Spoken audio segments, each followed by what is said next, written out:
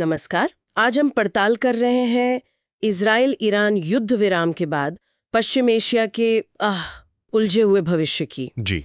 हमारे पास एक काफी विस्तृत विश्लेषण है। ये 7 अक्टूबर 2023 को जो संघर्ष शुरू हुआ था उसके हालिया समापन पर केंद्रित है, मतलब जिसकी घोषणा अमेरिकी राष्ट्रपति ट्रंप ने की। बिल्कुल बिल्कुल। तो हमारा मकसद है इस पूरी जटिल तस्वीर के अहम हिस्सों को समझना, जैसे सैन्य नतीजे क्या रहे, ईरान का आगे क्या होगा और गाजा और इजराइल के लिए इसके क्या मायने हैं। तो चलिए शुरू करते हैं। बिल्कुल। तो सबसे पहले लड़ाई के नतीजों की बात करते हैं।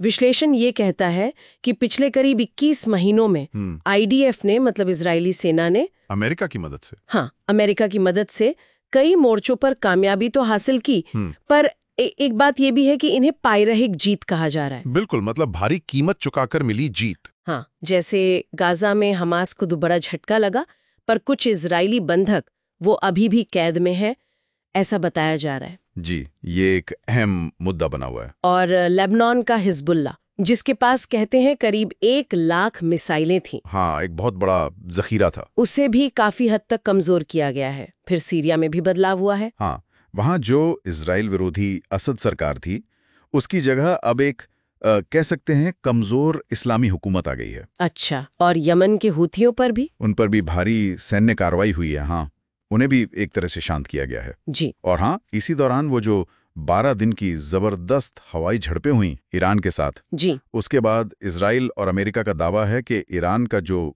परमाणु कार्यक्रम था, जिसे वो 2 दशक से ज्यादा से चला रहे थे, उसे नष्ट कर दिया गया। हाँ, उनका यही दावा है, नष्ट कर दिया गया है। और तेहरान को अपनी मिसाइल क्षमता में भी, मतलब रणनीतिक तौर पर काफी नुकसान पहुंचा है। अच्छा। और उनके कई शीर्ष सैन्य अधिकारी और परमाणु वैज्ञानिक भी निशाना बने हैं। और ये सब तब हुआ जब इजराइल की अपनी सरकार, वो अति दक्षिणपंथी सरकार, हाँ, नेतान्याहू सरकार, उसे घरेलू विरोध और अंतर्राष्ट्रीय आलोचना का भी सामना करना पड़ रहा था। यहाँ तक कि अंतर्राष्ट्रीय अदालतों की तरफ से भी दबाव था। बिल्कुल, उन्होंने इन सब को एक तरह से नजरअंदाज करते हुए ये कार्यवाहियां की। तो अब सबकी नजरें ईरान पर हैं। विश्लेषण कहता है कि यहाँ स्थिरता लाना ये सबसे बड़ी पहेली है। हाँ, और ये बहुत जटिल मामला है।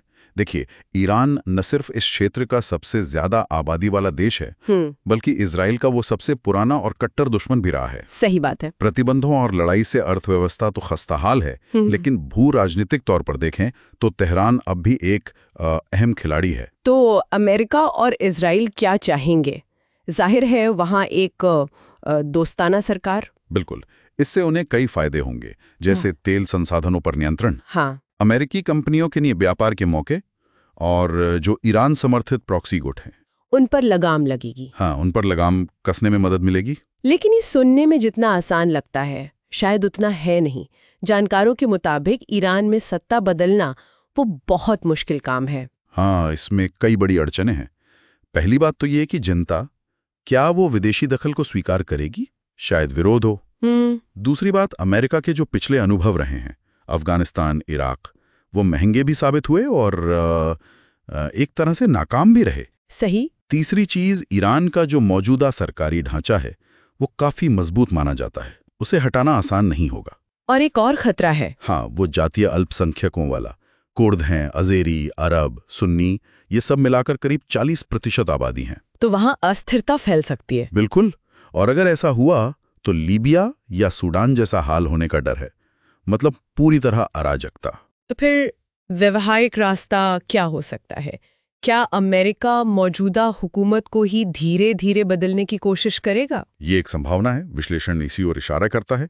शायद जो 86 साल के सर्वोच्च नेता हैं खामेनेई, उन पर दबाव डाला जाए WMD कार्यक्रम छोड़ने का या फिर सत्ता किसी और को सौंपने का।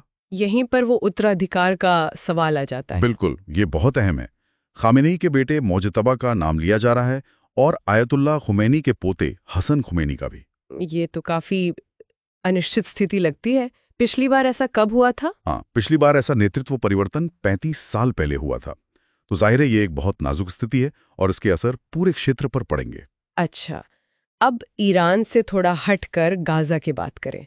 युद्ध विराम के बाद आईडीएफ शायद फिर से गाजा पर ध्यान देगी। हाँ, ऐसी संभावना है। वहां से जो खबरें आ रही हैं, भुखमरी की, इजरायली हमलों में आम लोगों की मौत की, वो वाकई चिंताजनक है। जी, मानी स्थिति बहुत गंभीर है और वेस्ट बैंक में भी हालात बिगड़ रहे हैं। यहूदी बस्तियां बढ़ रही हैं और फिलिस्तीनी अथॉरिटी का वो सत्ता हस्तांतरण भी अटका हुआ है। हाँ, वो मामला भी फंसा हुआ है।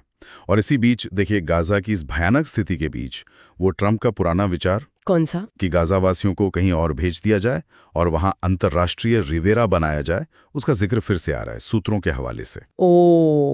ये तो खैर इसे समाधान का हिस्सा मानना तो मुश्किल है। हाँ, बहुत विवादास्पद विचार है, लेकिन ये दिखाता है कि किस तरह के विचार हवा में हैं। और इजरायली समाज के अंदर क्या चल रहा है? क्या लड़ाई खत्म होने से वहां कुछ बदलेगा? हो सकता है शायद सामान्य हालात की बहाली का मौका मिले और जो हाल की घटनाएं हुई हैं उनकी एक निष्पक्ष जांच की मांग उठे। और बंदूकों का मुद्दा? हाँ, जो बाकी बचे बंधक हैं उन्हें छुड़ाने का दबाव यकीनन बढ़ेगा। और नेतन्याहू सरकार की जो विफलताएं रही हैं और उनके खिलाफ वो भ्रष्टाचार के मामले, हाँ, वो सब फिर से सुर्खियों में आ सकते हैं। हम्म और ये भी है कि लड़ाई की जो भारी आर्थिक और सामाजिक कीमत चुकानी पड़ी है, हाँ, शायद वो इजराइल को थोड़ा संयम बरतने पर मजबूर करे, जो कि अब्राहम समझौतों को आगे बढ़ाने के लिए जरूरी होगा। तो कुल मिलाकर पश्चिम एशिया एक अहम मोड़ पर खड़ा है। बिल्कुल।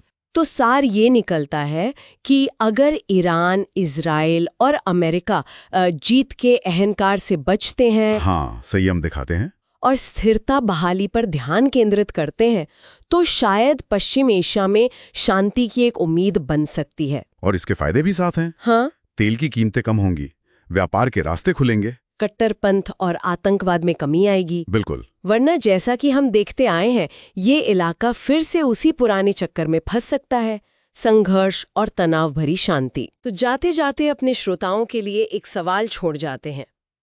क्या ईरान में नेतृत्व बदलने की जो संभावना है या जो बाहरी दबाव है, वो वाकई उसके क्षेत्रीय रवैये में कोई स्थायी बदलाव ला पाएगा, या फिर ये सब सिर्फ भू राजनैतिक शतरंज की अगली चालें साबित होंगी?